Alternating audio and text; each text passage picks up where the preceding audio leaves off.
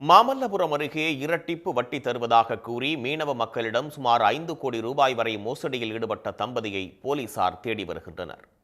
செங்கல்பட்டு மாவட்டம் மாமல்லபுரம் அடுத்த பட்டிப்புலம் மீனவர் பகுதியைச் சேர்ந்த ராஜா, அவரது மனைவி துளசி ஆகிய இருவரும் இந்த மோசடியை அரங்கேற்றியதாக புகார் எழுந்துள்ளது.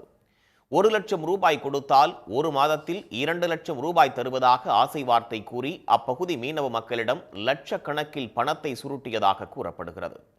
தீபாவளி சீட்டு நடத்தி வசூலித்துள்ளனர்.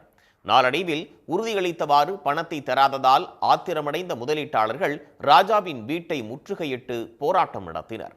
இதையடுத்து வீட்டை பூட்டிவிட்டு கணவனும் மனைவியும் தலைமறைவாகியுள்ளனர். இதையடுத்து பாதிக்கப்பட்டவர்கள் அளித்த புகாரில் வழக்கு பதிவு செய்த போலீசார் பட்டிப்புலம் சென்று விசாரணை நடத்தி தலைமறைவாக இருந்த ராஜாவை மடக்கி கைது செய்தனர்.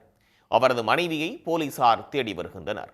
ராஜா, துளசி தம்பதி 5.5 கோடி ரூபாய் வரை மோசடி செய்திருப்பதாக பாதிக்கப்பட்டவர்கள் புகார் தெரிவித்துள்ளனர்.